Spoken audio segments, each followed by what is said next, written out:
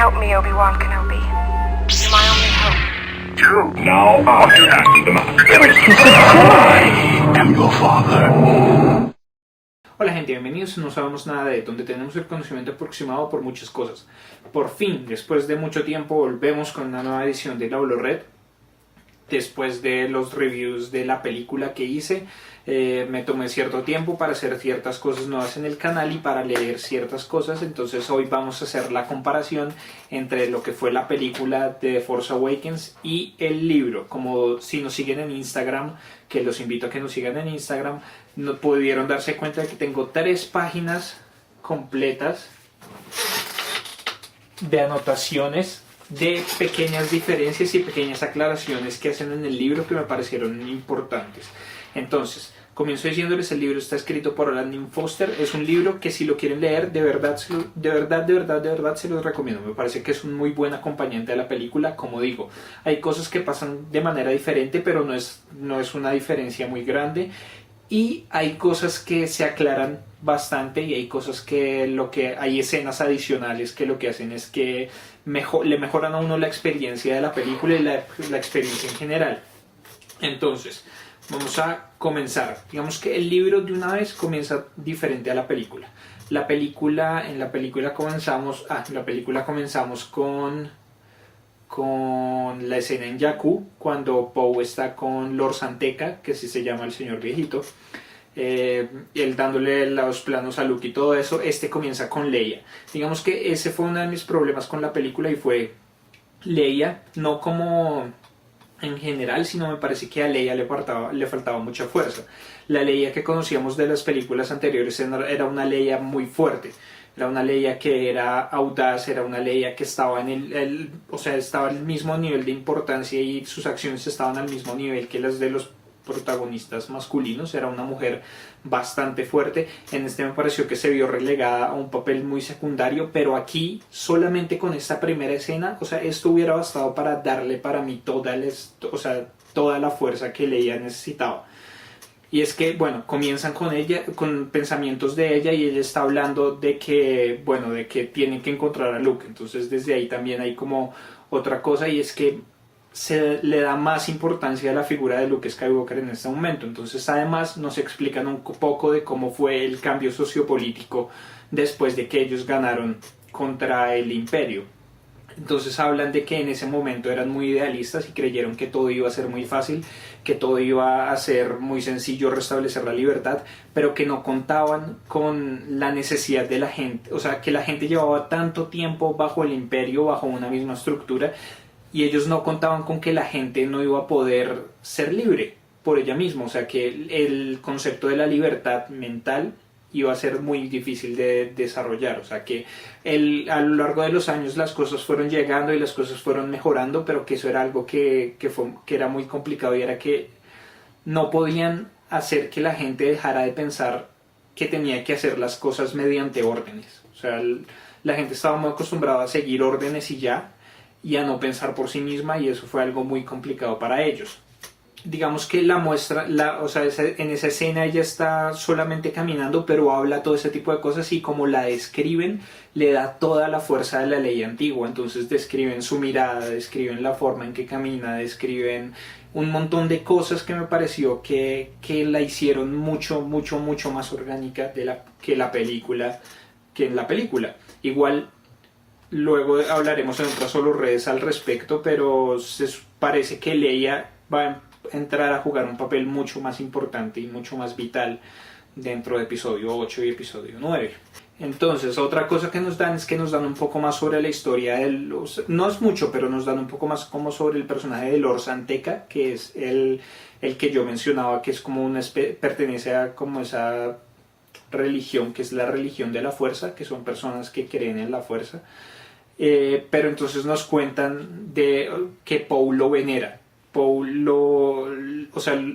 es casi que un ídolo de Poe, porque cuentan que él fue un aventurero. No nos cuentan cuáles fueron sus aventuras, no nos cuentan qué hicieron, pero Poe le dice como, sí, yo sé quién es usted porque sus aventuras son famosas. Entonces eso me parece bien interesante, que en la película fue un personaje que estuvo un poco mal utilizado, y No, un poco no, estuvo mal utilizado porque lo presentaron y luego se murió y ya. Y como que nos mencionaron que sí, que él de pronto conocía a los otros, pues a Luke y a Leia y a todos ellos, pero en realidad no nos dieron una relación más certera entre ellos. Otra cosa que no se ve en la película, pero que sí se ve en los libros, digamos en el de Before the Awakening, que es en el que dan como las historias de Poe, Rey y Finn justo antes de la película de The Force Awakens, y en este libro también lo mencionan, es la relación entre Poe y Leia. Poe tiene un respeto muy muy grande por Leia, y él está él está en esta misión porque Leia fue la que lo mandó a él y él quiere cumplir esta misión para no defraudar a Leia, o sea, porque ella fue inicialmente la que lo reclutó a él para la resistencia y ella es la que le ha dado como, o sea, que ha confiado en él una y otra vez, misión tras misión, y que lo ha llevado a él a ser el mejor piloto de toda la resistencia. Incluso luego cuando hagamos el review de ese libro, me parece muy chévere que en Before the Awakening, cuando ellos se encuentran, Leia le dice a Poe que él le recuerda mucho a Luke cuando era más joven. Entonces eso me parece que es bien importante, y en este libro como que lo mencionan mucho más, porque en la película pues no se puede.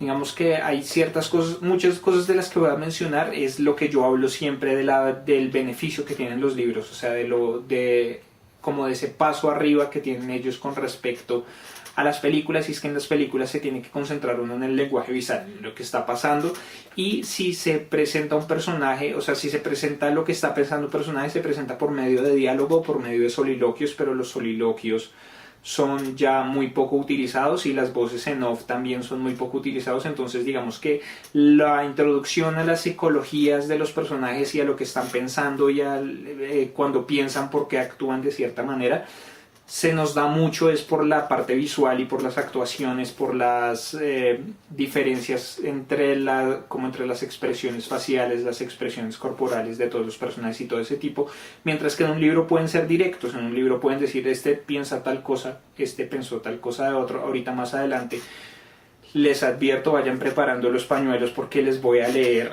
unos fragmentos del libro, entonces para que se den un poco cuenta de lo que estoy hablando. Entonces, bueno, luego pasamos a Finn, como a toda esta parte cuando la Primera Orden ataca la aldea donde está Lord Santeca y donde está Poe, como toda esa escena en la que Kylo Ren mata a Lord Santeca, bla bla bla, y llegamos a Finn.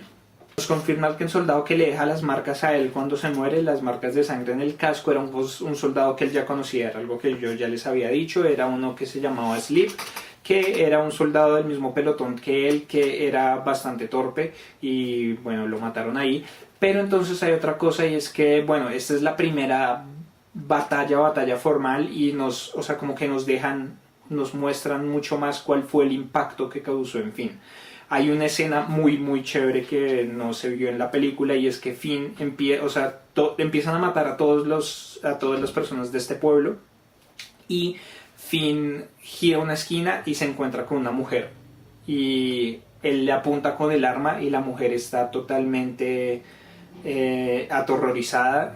Ella cree que él lo va a matar y él la va a matar, y él no la mata, sino que baja el arma y le dice que se vaya, y ella se sorprende mucho, y es como el momento en el que Finn decide que él no va a matar por la Primera Orden. Y de ahí se desata como todo el resto de las cosas. Entonces como que nos muestran un poco más como cuál fue realmente el impacto que le causó a él esta batalla.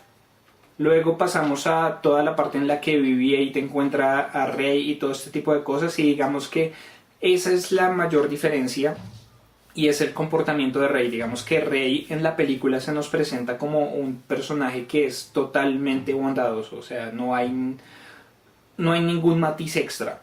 Ella es lo que yo decía, ella es el receptáculo perfecto para el lado luminoso de la luz, o sea, ella es como la bondad personificada, a pesar de todo lo que le ha pasado, a pesar de haber vivido tantos años sola, de que su familia la haya dejado, la haya abandonado, y otras cosas que luego les contaré que le ha pasado a ella, que le pasó en Before the Awakening. Ella es totalmente bondadosa. En el libro no nos la presentan de esa manera, no nos dan un poco más de matices con respecto a ella. Entonces digamos, cuando ella llega a la aldea esta a vender las partes y tiene al lado a BB-8. En la película Onkar Plutt le dice como te doy 60 porciones, ella las mira, chorrea la baba un poquito y luego mira a BB-8 y BB-8 le hace soniditos y ella simplemente coge las porciones y le dice no está a la venta. En el libro ella llega, Onkar Plutt le dice cuánto cuesta el droide, te puedo dar muchas porciones y ella considera venderlo y BB-8 empieza a protestar y ella lo apaga, ella apaga a BB-8 y ella vende a BB-8, ella se lo vende a Onkar Plutt y luego Onkar Plutt dice algo que a ella no le gusta y ella cancela la transacción, pero si no es por eso ella hubiera vendido a BB-8 y se hubiera llevado todas las raciones. Entonces digamos que en ese sentido le daña a uno un poco la imagen del personaje. Me gusta más el personaje de la película. Como que sí, yo a veces digo que hay personajes que necesitan más matices, pero me parece que los matices de bondad de Rey son otra cosa. Ahorita más adelante les voy a dar otro dato de algo que pasa más adelante y otra decisión que ella toma que tampoco me gustó en cuanto a cómo la toman en el libro. Otra cosa que es un beneficio de los libros es que pueden dar diálogos más largos. En las películas, en general en todo el medio audiovisual, los diálogos son algo de mucho cuidado porque escribir diálogos es muy complejo. Y cuando un personaje habla mucho puede tornarse tedioso, puede tornarse repetitivo y a la gente puede no gustarle mucho y es muy complicado, como ya lo dije. Mientras que en un libro, no digo que sea más fácil escribir los diálogos, pero se pueden hacer diálogos mucho más largos. Entonces, digamos, en este libro los diálogos de Kylo Ren son más largos siempre y son muy, muy, muy, muy buenos. O sea, como que a uno le cambia un poco la visión de Kylo Ren, como del carácter en general de Kylo Ren, porque lo que nos muestran en la película más o menos siempre es el berrinche, siempre son los berrinches de Kylo Ren. El Kylo Ren temperamental que pierde el control, destruye las consolas, luego cuando se escapa Rey llega y entra y destruye la silla y luego, sí, o sea, como que es ese Kylo Ren. Aquí nos dan otra profundidad del personaje, nos dan más diálogos con respecto a él y son diálogos muy, muy bien escritos. O sea, Alan Dean Foster de por sí ya es un muy buen autor, él ha escrito muchas adaptaciones de películas a libros y él es un director y él es un escritor muy reconocido en el mundo de la ciencia ficción. Y es básicamente conocimiento público que él fue el que realmente escribió la novela de Una Nueva Esperanza, porque salió antes que la película y George, o sea, ese está a nombre de George Lucas, pero George Lucas debía estar muy ocupado para esa época y tiene todo el estilo de Alan Dean Foster y luego él escribió lo que sería la secuela a Una Nueva Esperanza, que simplemente se quedó como una novela, que es Splinters of the Mind's Eye, y no pasó a ser película, pero esa fue la primera secuela a Una Nueva Esperanza que casi fue película y la escribió Alan Dean Foster y tiene exactamente el mismo estilo de escritura. Entonces él no es ningún extraño ante el mundo de Star Wars y ante el mundo de la literatura de Star Wars. Las descripciones de las acciones que hace son buenísimas. Uno entiende totalmente la acción y uno entiende los espacios, entiende como las descripciones de todo lo que está sucediendo y de los escenarios están muy bien descritas. Entonces continuamos.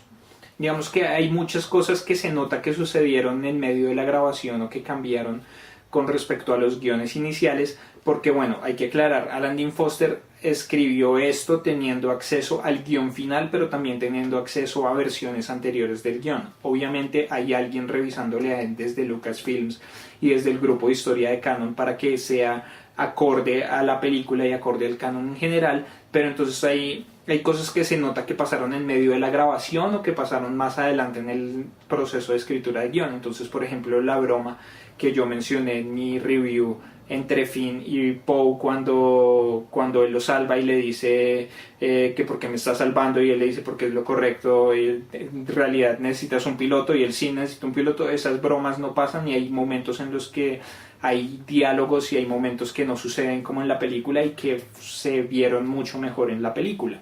Después, pasa toda la cosa de la fuga de ellos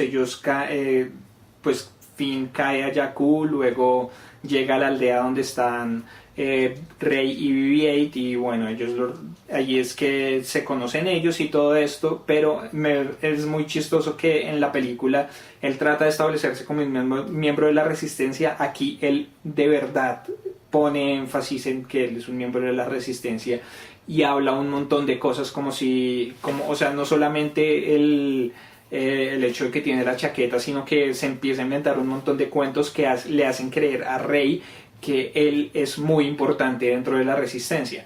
Luego empiezan los ataques de los TIE Fighters, y que es cuando él le pregunta a ella que si ella está bien a pesar de que él está en peor estado, y digamos que ahí en la película ella se cara como extraña, y uno lo puede interpretar como a este man que le pasa. En realidad aquí lo describen y es que ella está sorprendida porque es la primera vez que alguien le pregunta a ella que si ella está bien, es la primera vez que alguien muestra preocupación por ella. Entonces digamos que desde ahí ya se empieza a generar una relación pues más cercana entre ellos dos, y como el cariño que le tiene ella a Finn por ese tipo de cosas, porque él es el primero que llega a hacer cosas que ella nunca había vivido. Él es el primero que empieza a preguntarle cosas a ella que ella, o sea, a ella nunca nadie le había puesto cuidado, y él es como la primera persona que en realidad le pone cuidado genuinamente. Digamos que hay una cosa muy chévere en el libro, y es que bueno, o sea, en la película ellos están escapando, se van hacia una nave, ven el halcón milenario por fuera de pantalla y ella dice que no, que eso es un pedazo de basura. Y, o sea, como que lo que nos está llevando hacia el halcón milenario son esos diálogos. Cuando nos encontramos por primera vez con él en episodio 4, lo primero que dice Luke es como, ¿qué es eso? Eso es una basura. Entonces hacen esa referencia para que uno vaya sabiendo que va a ser el halcón milenario la nave a la que ellos van a llegar. Pero aquí no pueden hacer eso, aquí no pueden apoyarse en la imagen de esa manera. Entonces lo que hacen es que van dando pistas. Ellos entran a la nave y la nave tiene un rótulo incompleto. Entonces dice A, Mi. Entonces ellos no saben qué es el halcón milenario porque el nombre no está completo. Luego Rey entra a la cabina y empieza a jugar con los controles para prenderla, y hay un montón de pelos en medio de la cabina. Entonces uno ya sabe, o sea, uno va deduciendo que son pues los pelos de Chewbacca y todo eso. Pero digamos que y uno ya sabe porque uno ya vio la película, pero si el primer acercamiento fuera el libro, como que le van dando unas pistas a uno muy interesantes para que uno descubra cuál es la nave a la que ellos están entrando. Luego llegan ellos, o sea, luego los atrapa Han Solo con el rayo entran ellos a la nave de Han Solo, llegan los de Kanji Club y los los otros, y digamos que en esa escena en la película Han Solo los mete a ellos como debajo del piso, y ellos están observando desde abajo que ellos tienen armas, que Han Solo no sé qué, y luego van y hacen lo de los fusibles y sacan a los Raptors. Pero aquí es la otra cosa que yo les decía que no me gusta de cómo presentan a Rey, y es que Rey se iba a robar el halcón milenario. O sea, ella ve que llegan ellos y que empieza a haber problemas, y le dice a Finn como, vámonos a la nave porque aquí esto se va a volver nada y yo lo que quiero es sobrevivir. Y luego, más por azar que por otra cosa, es que ella termina haciendo lo de los Raptors y termina ayudándola a ellos, y termina después yéndose con todos al halcón milenario. Entonces digamos que eso no me gusta la Rey totalmente bondadosa. En medio de todas estas escenas nos muestran como otras cosas pequeñas de lo que está pasando en los cuarteles de la Resistencia. Entonces lo que digo, Leia es mucho más activa, y hay otra cosa, es que también le dan más papel a C-3PO y bueno, Artudito como contraparte de C-3PO. Entonces les dicen que el droid, o sea, a ellos hasta ahora les está llegando la noticia de que BB-8 se quedó en Jakku, de que parece que está perdido. Y entonces Leia le dice a C-3PO que vaya y active como por decir, el GPS de BB-8 para que ellos sepan dónde está. Entonces C-3PO se va y empieza a hablar con Artudito. Pues empieza a hablarle al Artudito que está inactivo, y es una escena que me parece que es muy, o sea, que lo lleva a uno como al Star Wars clásico, como esas conversaciones, pero entonces en este momento R2D2 todavía no tiene energía y C-3PO es el que habla solo, pero es muy divertido porque C-3PO le dice como, jue madre, cometí un error, no le activé el GPS a BB-8. ¿Qué harías tú, R2D2? ¿Tú qué me dirías? Claro, tú me dirías que yo le dijera a todos los droides que están en la galaxia, que son de la Resistencia, que si ven a BB-8, pues me contacten. Uy, R2D2, eres un genio, te amo, R2D2. Entonces, pero es él hablando solo y es muy divertido. Bueno, luego está toda la parte del planeta Starkiller, que en la película no hay un montón de cosas que no mencionan acerca del funcionamiento, de cómo llegó a ser eso, o sea, cómo fue eso, porque uno cree que el proceso para llegar a la finalización de Starkiller Base fue algo parecido al de la Estrella de la Muerte, y es que lo fueron construyendo y terminó siendo del de un planeta, pero no, era un planeta. O sea, ese era un planeta que lo que hicieron fue construir por dentro del planeta todas las cosas. Entonces nos explican un poco más de cómo funciona en realidad la base Starkiller. Entonces la base Starkiller tiene un hueco por toda la mitad que va de un extremo del planeta al otro, en donde por un lado sale el rayo que ellos disparan, en medio está el núcleo mismo del planeta y por el otro lado está el oscilador, que es lo que compensa un poco toda la energía que libera el núcleo. Y el oscilador es lo que terminan atacando ellos al final, que es lo que terminan destruyendo y lo que hace que que el Starkiller Base explote, porque la energía dentro del núcleo no puede ser contenida. Entonces, ¿cómo funciona cómo funciona el arma de Starkiller Base? En la película nos llevan a creer que lo que hace es que absorbe al sol para luego convertirlo en los rayos que bota. Eso no es lo que pasa, porque digamos que eso era lo que yo me preguntaba, si ella absorbe al sol, entonces luego todo el planeta tiene que moverse hasta el siguiente sol para absorberlo y lanzar o hasta la próxima estrella o lo que sea. Pero entonces no es así. Lo que pasa es que encontraron una manera de manipular la energía oscura. Entonces sí utilizan la energía del sol, pero utilizan la energía del sol como fuerza gravitacional para atraer la energía oscura, y lo que hacen es que atrapan energía oscura, y por eso es que el cielo se pone oscuro, porque literalmente están atrayendo oscuridad hacia la parte del oscilador, que la entra en el núcleo, la compacta y la reúne para luego dispararla por el cañón. Entonces me parece que eso no lo explicaron en la película y que fue una cosa que sí me dejó mucho la duda. Y luego nos describen a Snoke. Entonces hay muchas teorías de quién es Snoke, incluyendo la que él es Darth Plagueis. Otros dijeron una vaina muy absurda, y es que era el mismo Darth Vader por las cicatrices. Pero para todos aquellos que creen que de pronto Snoke era Darth Vader, aquí nos dan la muestra definitiva de que no es así. A Snoke nos lo describen de la siguiente manera. Hice una transcripción. Snoke, pálida piel rosa, tan envejecida que es casi translúcida, una nariz mal reconstruida, ojos azules con el ojo izquierdo más bajo que el derecho, cicatrices en la frente y la quijada. Y nos dicen que es humanoide, pero que definitivamente no es humano. Entonces esa es la primera aparición, y nos explican también otra cosa que me parece muy chévere, y es por qué destruyen el sistema Hosnian. En la película es un poco como que Hux dice como deberíamos atacar a la Nueva República porque sería chévere, y pues ellos son nuestros enemigos, entonces pues ataquémoslos. Básicamente es lo que pasa, porque pasa muy rápido, y es lo que digo, en la película tienen que mantener un ritmo, en la película tienen que mantener una serie de cosas que el libro no tiene que hacer, o sea, que el libro puede darse el lujo de dar mucho más detalles. Entonces, ¿qué es lo que hace? ¿Qué es lo que dice Hux? Hux da este razonamiento y le dice, bueno, el droide está libre, todavía hay posibilidades de que la Resistencia lo encuentre. Si la Resistencia está aliada con la Nueva República, puede que tengan su base en la base del Senado de la Nueva República. Entonces, ¿qué vamos a hacer? Disparemos nuestra arma, destruyamos el sistema Hosnian, que es donde está el Senado de la Nueva República.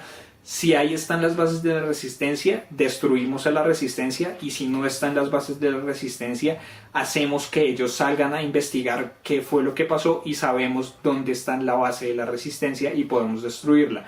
Es una jugada estratégica cruel, a sangre fría, y Snoke le dice eso. ¡Wow! Esto es muy a sangre fría, me gusta, hagamos eso. Entonces digamos que nos muestra, o sea, en ese sentido el comandante Hux, el general Hux, como que juega, o sea, es mucho más interesante en el libro que en la película.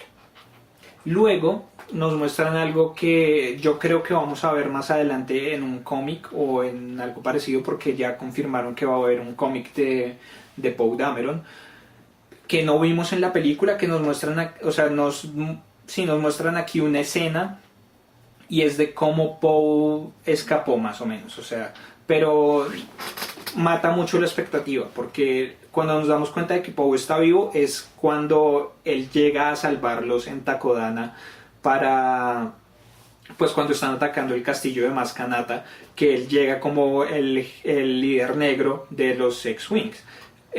Ahí es que nos enteramos que Poe Dameron sigue vivo. Aquí nos enteramos mucho antes, cuando nos explican que Poe estaba... O sea, Finn eyectó del TIE Fighter cuando iba cayendo en Jakku. Poe seguía dentro de la cabina porque había quedado inconsciente por uno de los disparos que les habían entrado. Él había quedado inconsciente, sobrevivió el choque del TIE Fighter contra la arena y salió. Y mientras iba saliendo se le quedó enredada la chaqueta, entonces tuvo que quitarse la chaqueta y salió, caminó y subió una duna y quedó inconsciente, y por eso fue que Finn no lo encontró ahí, y él tampoco supo cuándo fue que llegó Finn. Él cuando se despertó ya no había nave, ya no había Finn, ya no había nada, y él asumió que Finn se había muerto. Y se despertó como con una especie de amnesia, como no recordando qué era lo que estaba pasando ahí, quién era él, cuál era su misión, todo eso. Fue recobrando la memoria, y en medio de eso lo encontró un vendedor, pues un chatarrero que iba por ahí, lo encontró, y Poe logró convencerlo de que lo llevara a un pueblo. En esas llegó otro chatarrero, los atacó, y luego ellos tuvieron que hacer un escape, y como él le salvó la vida a este otro chatarrero, él le dijo, listo, yo lo voy a llevar hasta un pueblo en donde sé que hay un man que tiene una nave que lo puede sacar a usted del planeta. Y así fue que él sobrevivió y se fue de Jakku, básicamente. Pero pues, o sea, es lo que digo, me parece que es chévere enterarse de eso, pero no sé, en cuanto a lo que tiene que ver con el ritmo interno de la historia, me gustó mucho más cuando nos dimos cuenta de que Poe Dameron estaba vivo por medio de la batalla, y no en una escena antes en donde nos mostraron eso. Me parece que es un poco innecesario. Help me, Obi-Wan Kenobi. You're my only hope. Now I am the Master. I am your father.